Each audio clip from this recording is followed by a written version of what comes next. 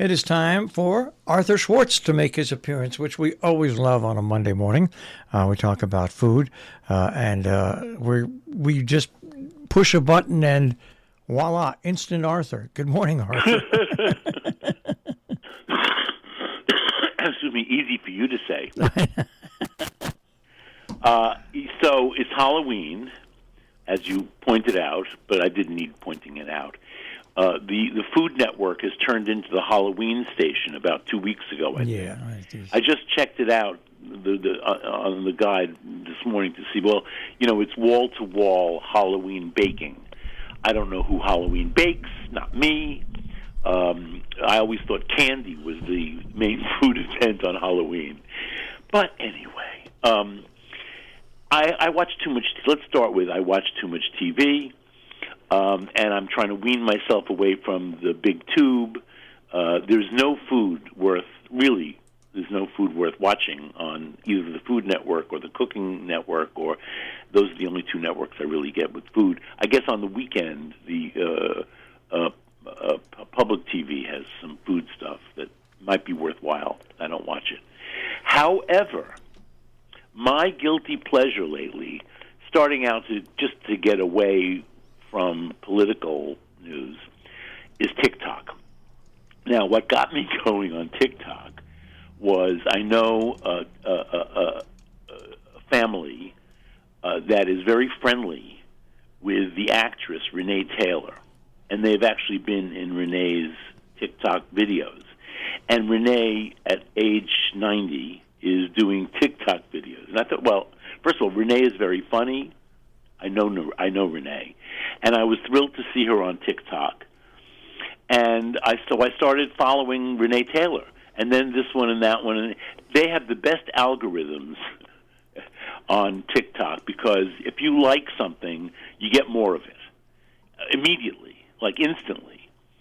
So I guess I must have clicked on or liked a cooking video, and all of a sudden, I'm getting all this cooking stuff that I'm loving, Marshall, because it brings me back to my early days when I learned how to cook many different cuisines from mamas and grandmas on Long Island when I was a reporter at Newsday. That was sort of my job. And I loved it because I learned so much. Now, on TikTok, you've got a lot of real people showing their food, whether it's just their homemade food, and I have to say nobody's been using onion salt or garlic salt in my TikTok feed, or they're actually cooking teachers sort of promoting themselves by doing TikTok lessons. I'm thrilled. So I've gotten several recipes off of TikTok, one that I'm going to make later today and one that I made already this morning. So I bought because I found this recipe on TikTok for 2-ingredient, practically instant Indian naan, which is a bread, a flatbread, Naan. I see in my supermarket you can buy it in a cellophane bag, and I guess you reheat it when you get it home. But I thought, well, this could be fun. So I bought myself a box of self-rising flour, which is the one of the two essential ingredients.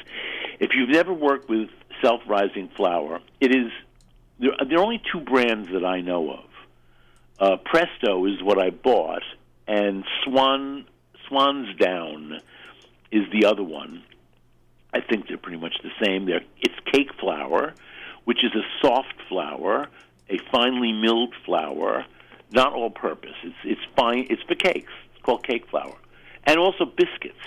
You want to use cake flour when you want to make a nice, fluffy, Southern-style biscuit. Anyway, I bought myself a box of Presto cake flour, and I'm going to play with it. The first thing I did already this morning was I mixed up this naan.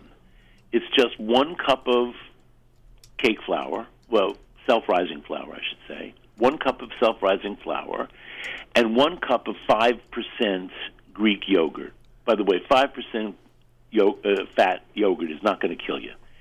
And that's, in this case, and then we always have it in the house. That's our go-to yogurt. Well, I like actually regular yogurt as well.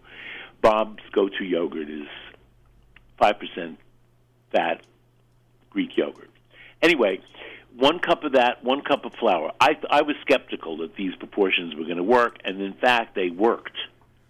However, I did need to put down, I would say, a significant amount of flour on my counter to roll out the dough. I let the dough sit for 15, 20 minutes. Now it's been sitting, I don't know, probably close to a half an hour, and I'm going to make another one. But I had to make at least one before I got on the air. I'm going to have my neighbor, friend, Vishali, who is Indian, taste this naan and tell me if she ever tasted any naan that was like this naan. I have not, but she may have. It is a little bit sour because you're making it with yogurt. It was fluffy. I rolled it out to, I don't know, 1/8 of an inch thick. And, by the way, using the instructions from TikTok, I used a wine bottle to roll it out because I didn't want to go dig for my rolling pin, which I haven't used in a while, at the back of the closet. I know where it is, but it requires a little excavation. So I thought, I'll use the wine bottle. By the way, we have a famous pizzeria here in Brooklyn, Lucali, that the owner only rolls out the dough with wine bottles. He swears that adds to the quality of the pizza. I think it's more like his grandmother did it with a wine bottle, so he's doing it that way. Anyway, I did this with a wine bottle, and I put it in a very hot cast iron skillet, and I let it cook until the first side down was blotched with a little brown, and then I flipped it over, and I let the second side cook. By the way, no sticking here. I was amazed. Nothing. In a dry skillet, no sticking. And then I flipped it over one more time just to make sure. No, it was a little, let's say, odd-shaped kind of naan bread. So I had a little tail on it. So after the second flip, after a minute or two, I tasted the tail, and it seemed to be cooked. So I flipped it over one more time, blotched with a little bit darker brown, and that was it. Now, my TikTok naan instructions told me to brush this with melted butter and garlic. But it's early in the morning, and I know that Mr. Harned, when he gets up, is not going to want to walk into a kitchen smelling of garlic. So the second one I make, I'm going to just use butter, and then I'll save the rest of the dough for this afternoon and try the garlic thing.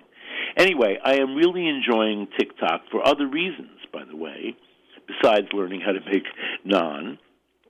Did you know, now you keep up with these things, Marshall, that this has been, today's the 31st, the end of the month, Filipino Heritage Month? I didn't know it was Filipino. Let me say that every week I learn about another day or week or month that I'm supposed to acknowledge food-wise, and I've missed it on Mondays.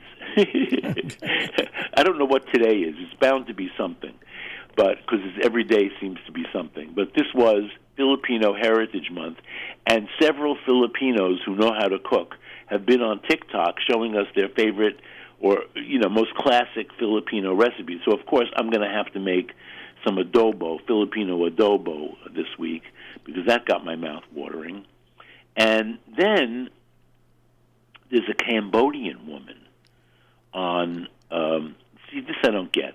She's wonderful. She teaches you simple, homey Cambodian recipes. She's always saying, this is really easy and simple. Yeah, it is if you have the right pantry to make Cambodian food, which I'm always missing a couple of ingredients, or it's just too many ingredients. Anyway, she's a terrific teacher. But the other day she got on and she said, I'm not going to pay attention to the haters. Now, who could hate a nice-looking Cambodian woman who teaches Cambodian cooking on TikTok? Who could hate her? But that's where we live now. It's social media. You're exactly right. That's where we live. It's horrible. I'm glad she said, I'm just not going to pay attention. And then one of my favorite internet cooking series, let's call it, is now on TikTok also. Pasta Grannies. Do you ever watch the Pasta Grannies? No. Well, you should. Okay. somebody, whoever runs Pasta Grannies, goes all around Italy, all over Italy, and videotapes old women making pasta. And, of course, the condimenti, the sauce, or the seasoning that goes on that particular pasta. And some of them are very esoteric pastas. I mean, only made in some corner of Abruzzo, like that.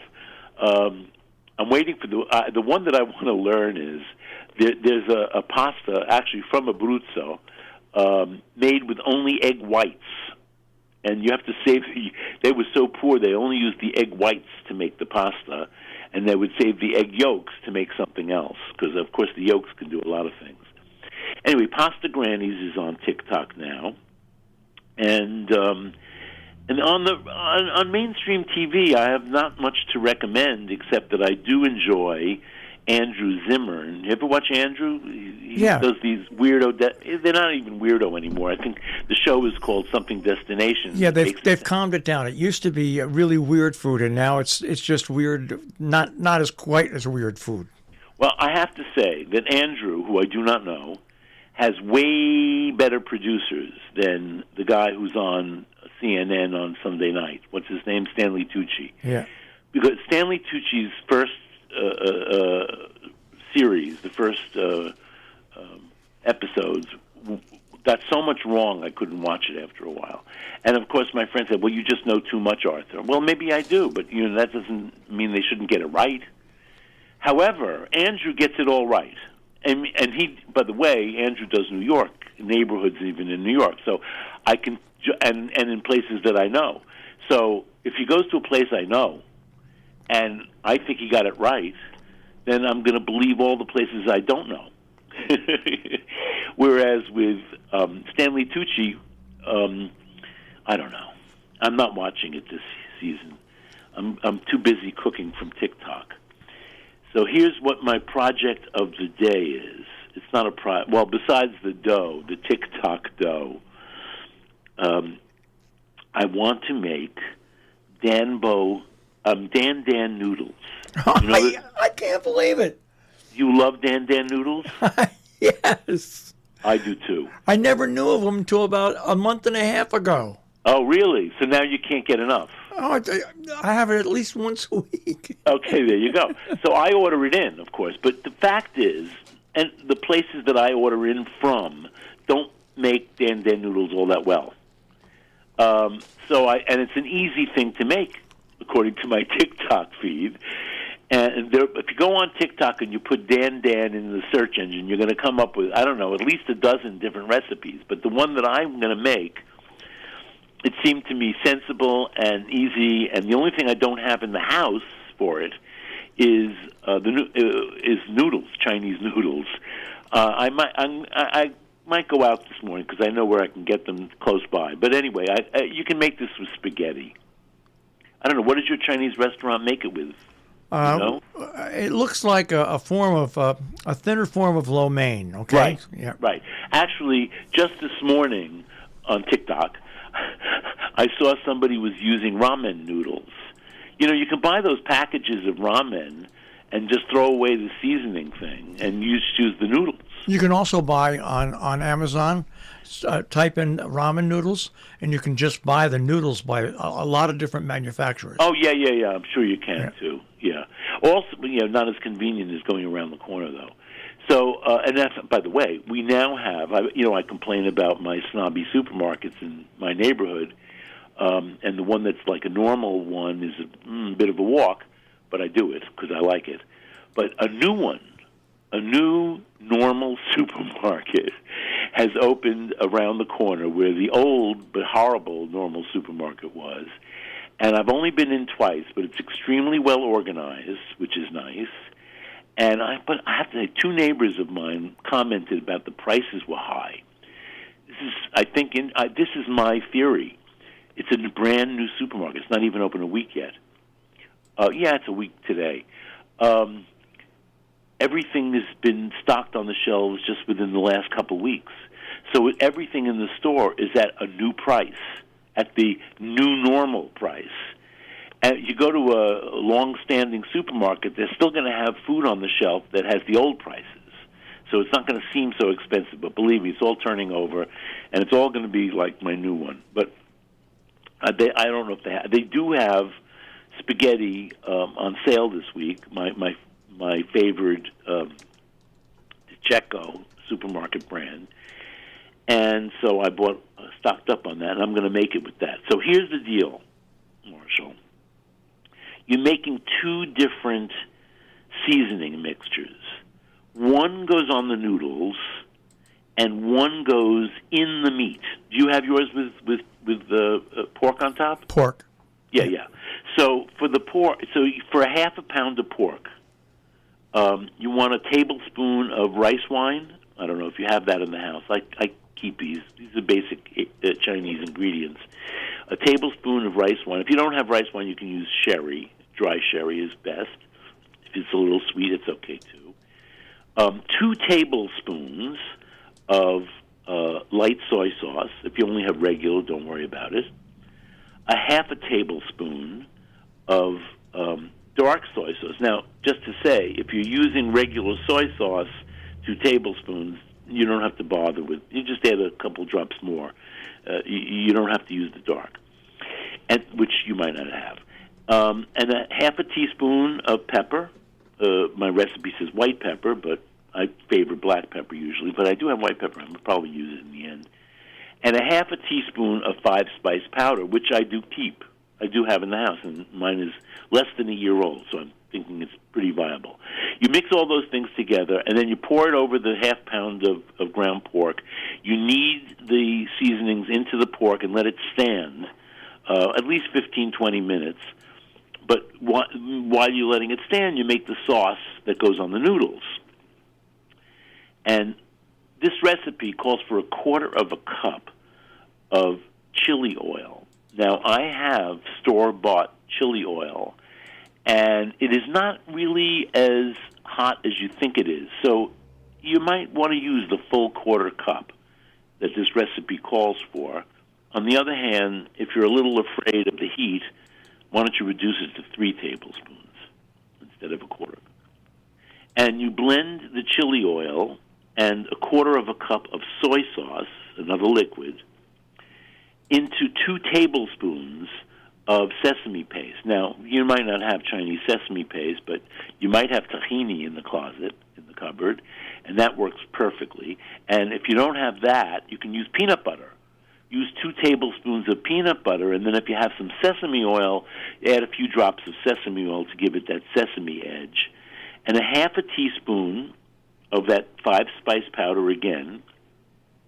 And one of the reasons I like this recipe, it has a very minimal amount of sugar, a half a teaspoon of sugar, and a lot of garlic. 4 large cloves of garlic, finely chopped. You mix all that together. Chili oil, light soy sauce, sesame paste or tomato or tahini or peanut butter with a splash of sesame oil, a half teaspoon of 5-spice and a half teaspoon of sugar and garlic. Mix that all together. That's your sauce. But yes, with raw garlic. Some people cook the garlic. I don't. For me, it's fine this way. You boil up a pound of noodles.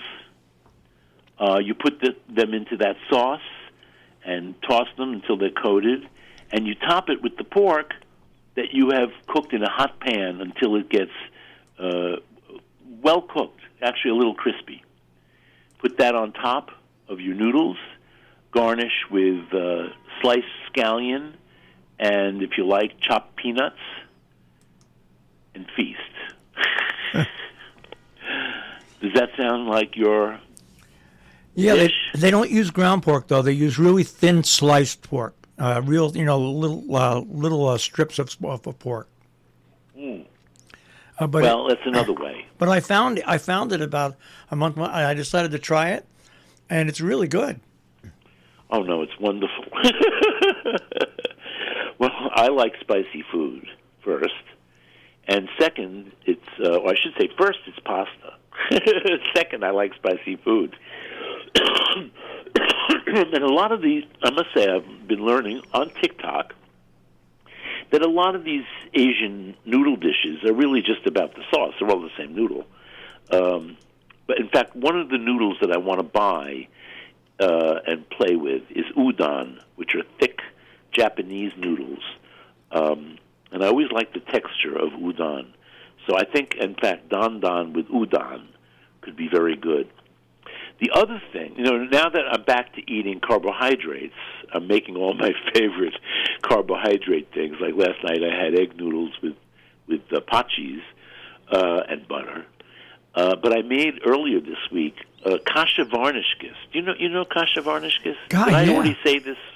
No, but I do know, of course. We've eaten it twice in the last week, mainly because I had leftovers, and it reheats extremely well. But kasha, an interesting word. It means cereal in Russian. It doesn't just necessarily mean what Eastern European Jews mean, which is the seed or groat of buckwheat. Now, buckwheat groats, I grew up eating buckwheat groats because I grew up in an Eastern European household. And so we ate this fairly regularly. Now, we might have had kasha itself, that's the groats, just as a starchy side dish to some meat or other. But the elaborate version was kasha varnishkis, which means it's made with bow tie pasta, and in my case, the way I make it, with a lot of onions, a lot of fried onions. So, some morning when I need to stand by the stove and I fry up, a pound of onions, 3 cups of onions, I think kasha varnish, because I think a few other things too that starts for a few other things like mujadara, which I know I talked about a couple of weeks ago. That's rice and lentils. It also starts with frying up a lot of onions. But what I do with the fried onions that I make for kasha varnishkis is I deglaze the pan after I've fried the onions, and that flavorful water at this point, it's just water, becomes part of my liquid to cook the kasha. And to cook kasha, now I only had, and I wanted to use this up. Kasha, by the way, stays in your pantry for a couple of years at least. Doesn't it? It does have the germ, which can go rancid, but I've never experienced that. This kasha was not fresh out of the box. By the way, every supermarket sells kasha, and it comes in whole grain, cut medium, cut large, cut fine. And the fine you would use for stuffings, like you make a kasha knish or whatever. Mine was not so fine, but it was finer than I usually make. And so 1 cup of kasha requires 4 cups of liquid, and so it does increase in volume a lot.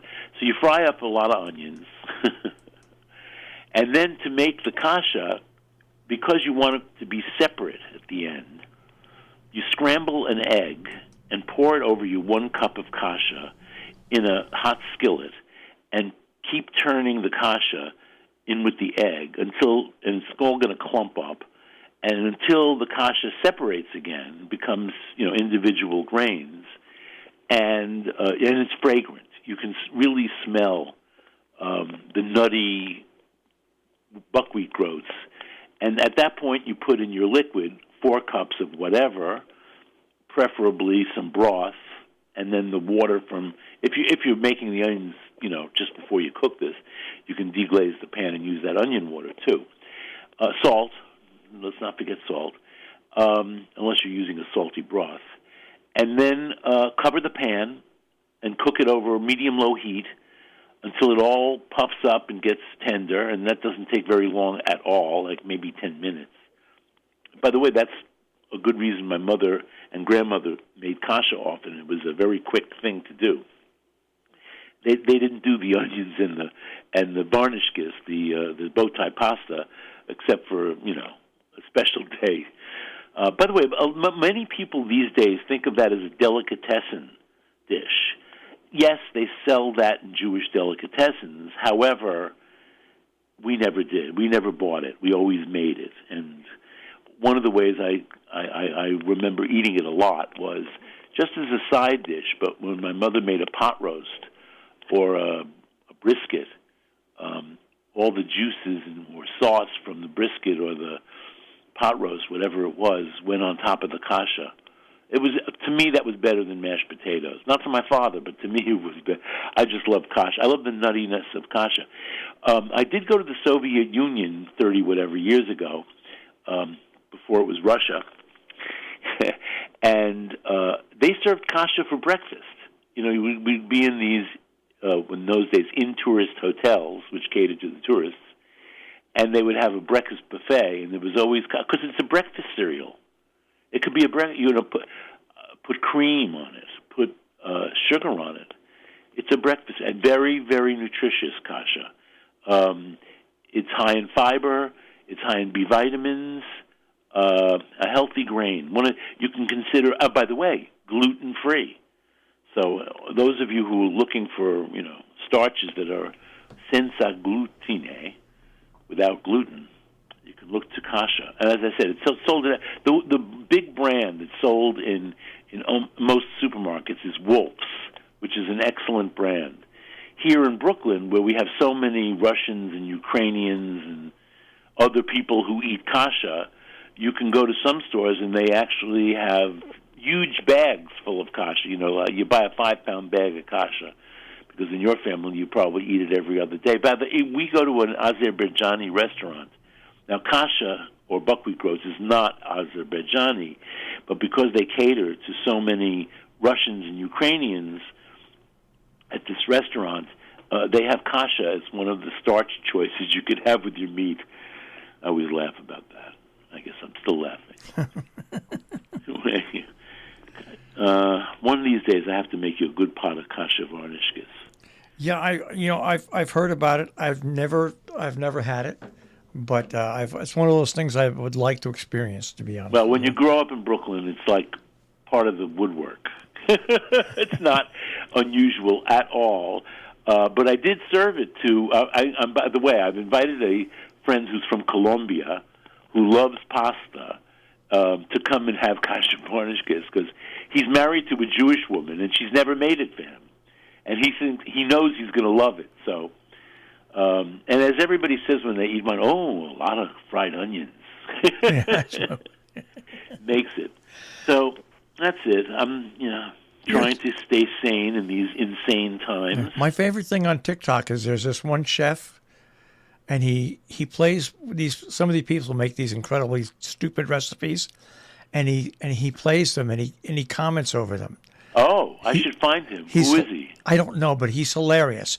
Well, I did go to, there are such things as TikTok recipes, and they're mostly really stupid recipes that have gone viral. But it just shows you where the taste in America is. Yeah, he also reviews some really great recipes, but he loves to pick out some of these. When you find out how to find him, I will let you know. I'll email you. But I'm glad to hear you're on TikTok. People think it's only for kids. It is not only for kids. And actually, it can be very educational. Here, I just clicked on it just to see what was there, and it's my Italian lesson. There's a woman here who gives very good Italian for beginners. Now, I'm not a beginner, but it's good review for me. And for instance, today she's showing you how to use the word faccio, which means I make. But it doesn't just mean I make. Like you say, faccio una domanda means you ask a question. So faccio is used in an idiomatic way for us in Italian, and she has a whole lesson on this. Very interesting. Well, you can filter out the garbage and for you or following, you use following, and the things that things that you're interested in there. But right? It's an amazing world, and I have to say, a lot saner than the real world. I mean, really, I can take Italian lessons. I can take French lessons. Oh, here's one. I love this guy. This is a gay couple who own a ranch. I don't know where. They own a farm. It's not really a ranch. And they're raising goats. Well, one of their goats gave birth to 3 or 4 kids, but didn't have enough milk for them. So one of these guys is bottle feeding the baby goats. So I never experienced a baby goat, and they are really frisky. Yes. So anyway, it's amusing and interesting both. I just heard the goat. No, that wasn't. That was a little boy making hot dogs with Nana. Okay. I'm going to shut this down now because it's addictive too. Okay. I get teased because I can spend a half an hour on TikTok, but then again, it's the best Dan noodle recipe I've seen, All right. and it's even demonstrated. So that makes it even easier. All right, Arthur. Great. I'm not doing it myself. It's been suggested that I go on TikTok, but no, I'd rather be an audience than a performer. That's right, because you also get TikTok haters, and it's not worth it. Unbelievable. Yeah, it's not worth it. No. Goodbye. Goodbye, Arthur. Everybody have a great week. Okay. Stay calm. All right, bye-bye. Arthur Schwartz, the Food Maven, here on Robin Hood Radio. You can find Arthur, of course, at robinhoodradio.com. Click on Demand. Click on Arthur Schwartz, the Food Maven. Underwriting support for Arthur Schwartz, the Food Maven, Hillsdale Home Chef. More information, 518-325-7000, hgshomechef.com.